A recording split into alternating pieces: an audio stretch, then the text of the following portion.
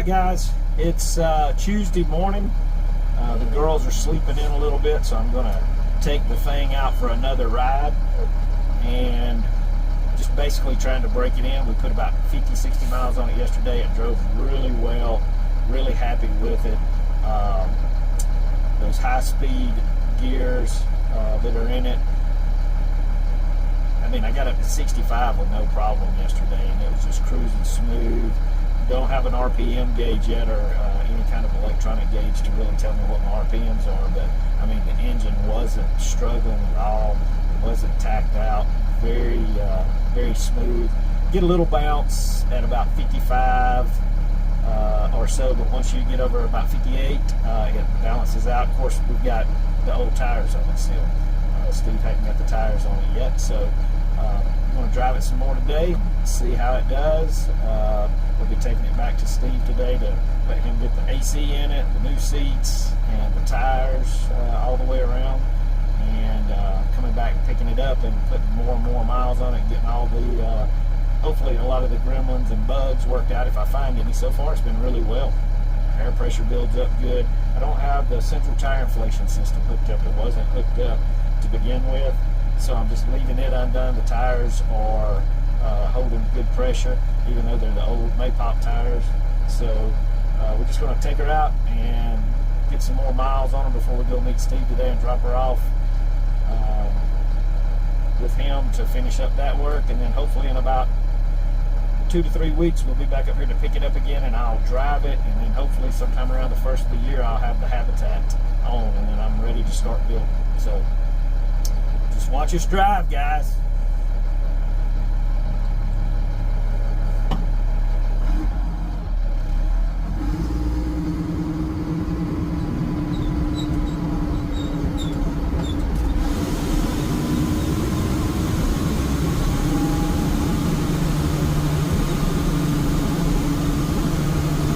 For a big truck, it actually drives pretty daggone good. The turning radius is real good on it. You know, just getting used to how big of an area you take up. And it is loud, but it's not as loud as I thought it would be. So once we get the sound deadening materials put in around the engine compartment here, the hump, and then around the rest of it, get it insulated good, get some new door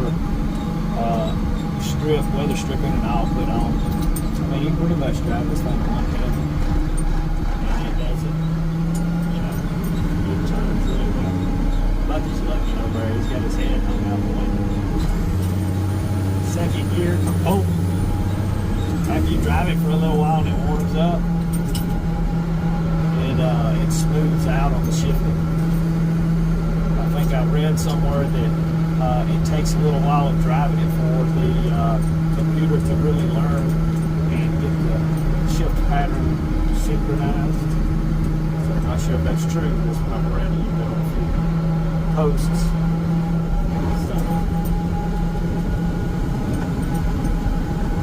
And actually, for the bump parts, it rides pretty good. I think once we get the Habitat on, get some weight in the back end, it'll probably ride even better. So the air cap ride seems to be working well.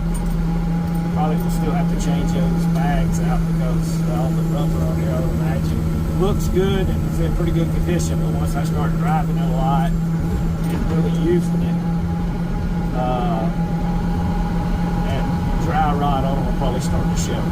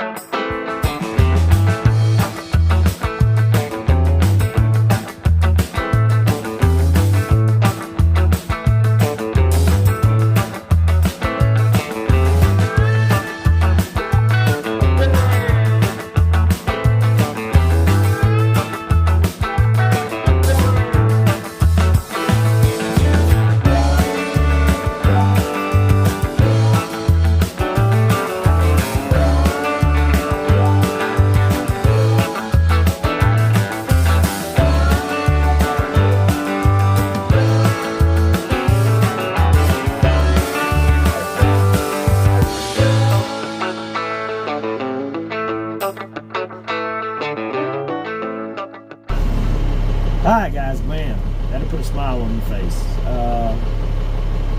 Drove amazing. The highway gears doesn't feel like it's struggling or winding out real bad. Like I said, I got to get a tachometer on it. But overall, it really runs really good. It drives really good. The bump or the bounce is about 45, 47. You get up to about 52, it levels out and the bounce is gone. But again, these are the old tires. So the next time we come pick it up, Steve will have all 6 new tires on it. Says he's putting balance beads in it. So we'll see how those go. But overall, man, it rides great. It's noisy, but of course I honestly expected it to be a lot more noisy. So hopefully in about 2-3 weeks from now, I'll be coming on, and then I'm going to take it home and really work on the mechanical aspect of it while he starts building my habitat. And then hopefully right after the first of the year, come back up, pick up the habitat, and start the build on the inside of that as well. Looking at maybe a year, you know, I hope that 6 months, 7 months, I've got it to where I can camp in it, you know, from now. So hopefully next fall I'll be camping in it. It won't be finished. It might be a rough layout, but you know, the finished product, I want it to be nice enough that we're going to live in it for 8 months, 9 months out of the year when we're traveling. Bucky over there, he loves his seat. I'll show you around a little bit, but right now, since the girls were in bed and didn't want to go with us, they slept in this morning, but Bucky has been thoroughly enjoying the seat. Right back there is where he's going to be. I'm most likely going to take that box out and make another little raised platform, not that large, but have a platform where he's going to sit. It'll have all of his food and water in it that I can access and everything, and then it'll have him a bed to where he can feel comfortable, and then also a strap to strap him in, kind of like a seat belt strap for dogs, to where we can keep him in that location. And then of course here where all my tools and stuff are is going to be a 3rd row seat that'll flip down and forward, because eventually in that area there I want to do a pass-through. But the fold down seat here for Kinley, she'll be good and elevated to be able to have a really good view. Back behind the seat, I may leave this box, I don't know. I'll either, if I take it out, I'll still build something back to it to utilize it as storage, and maybe put me something up over here that I can hang up, maybe a shelf or something here or something, I don't know. Haven't decided yet, that we can store stuff in so that when we're going down the road we can have some food and snacks and everything like that. The ceiling has the sound deadening stuff. I may go over the top of it and leave it in, because it's actually pretty nice condition. So but definitely the seats will come out, new seats, the fold over seat here for Kinley with seat belts and everything, Bucky's area to set in, maybe do something above it as well. I don't want to block that window with something shallow to where I can store stuff, maybe a net, cargo net or something. Up here I'm going to put in a lot of cup holders, because you never can have too many cup holders. I've already videotaped the fuses and relays. I'm going to buy all new ones and just go ahead and replace them. It already has a DC plug up, so we're pretty cool there. The vents work really well, but right here is going to set the air conditioner, radio, cup holder area there. And again, we'll come in and, I mean, heck, you know, the gauges, all the lights seem to work, everything idles good. Got good output from the alternator. The air filter is still clean. We finally learned how to use the light switch there. Your temp is good. Both pressures, front and back air pressures. Oil pressure runs at a little over 40 while we're running down the road. Fuel gauge works pretty good so far from what I can tell. So everything really, really great. So we're going to all off. There we go. All right, so, you know, it's hard for Bucky to get in. He gets out really well. I'm sure when he gets older he won't, because he can step down and jump, but getting up, I have to let him get his paws in and then step him up in there. But, you know, new door sills I'm going to put on. You know, all the loom and everything, you know, people talk about them breaking down. The These are actually in really good condition on these. So we Buck, stay close. Of course, again, he's got all new LED lighting on it. This is brand new headlights from what I can tell.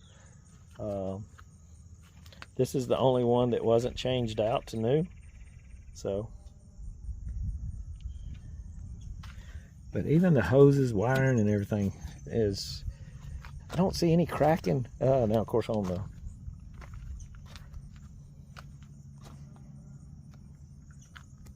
but overall, I think she's in really good condition. Very happy with it. Of course, that bed will come off.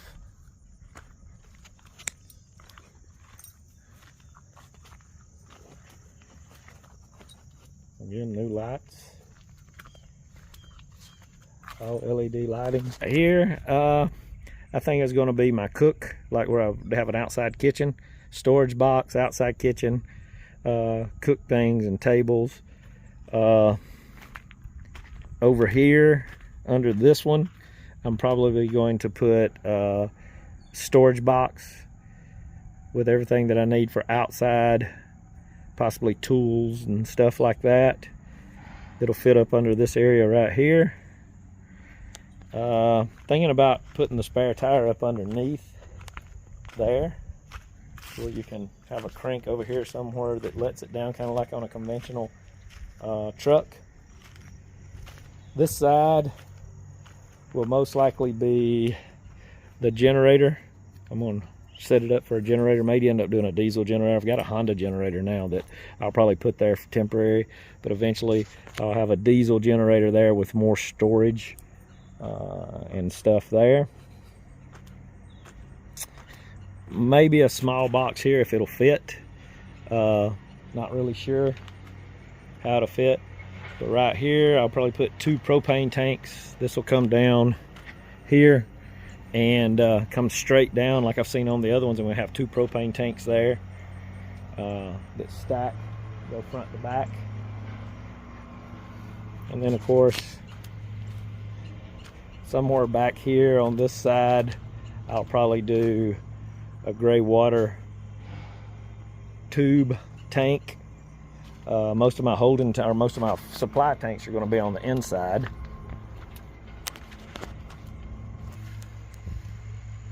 Yep, I think most of my stuff we'll figure out how we're going to run. Maybe run 2 gray water holding tanks on both sides, like the tubes. Big, thick, circular PVC tubing, and have those on both sides. Then you'll have a big winch on the front, the back, eventually. All the lights work except for that one marker light up there. So I guess it's the bulb, maybe some wiring. But overall, really love it.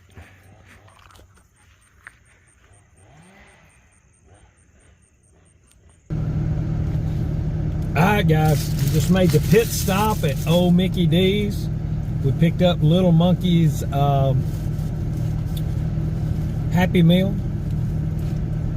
Mama Monkey over there has got her a double cheeseburger. I got me a double cheeseburger, some fries, and a fish au-filet. And it's pretty daggone good, even though I'm not a big McDonald's eater.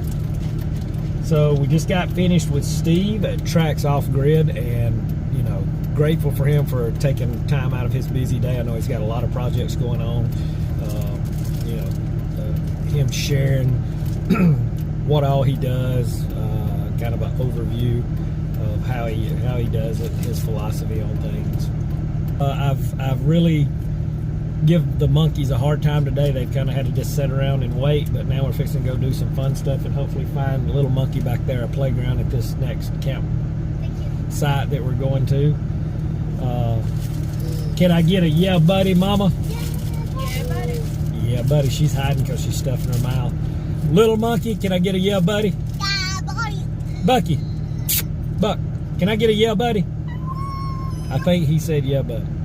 So alright, y'all have a good one. Yeah buddy.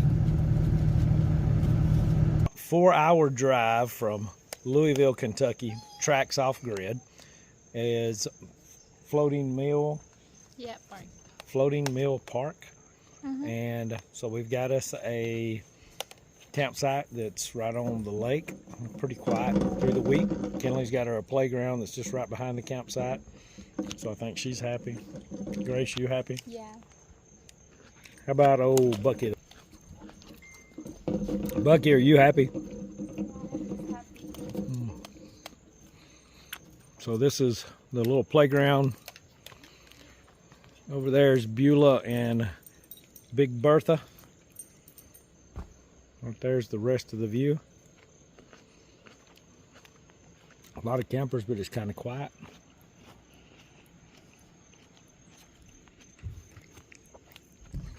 Kenley seems to be happy. Kind of rolling hills. A lot of campsites packed into here. Guys, let's play Jumanji. Come on. Come on, guys. Well, I guess that's it for the night. I've got to go play Jumanji. Y'all have a good one. Yeah, buddy. The end of another long trip. We probably done 600 to 800 miles of driving. Went from northwest Georgia all the way up to Louisville, Kentucky, via Nashville, and then back down through Chattanooga. Buck says he's ready to get home. We're fixing to pull into the driveway. So, again, thank you all for watching. Hopefully I've blended everything together and you've watched probably 2 good videos at least, and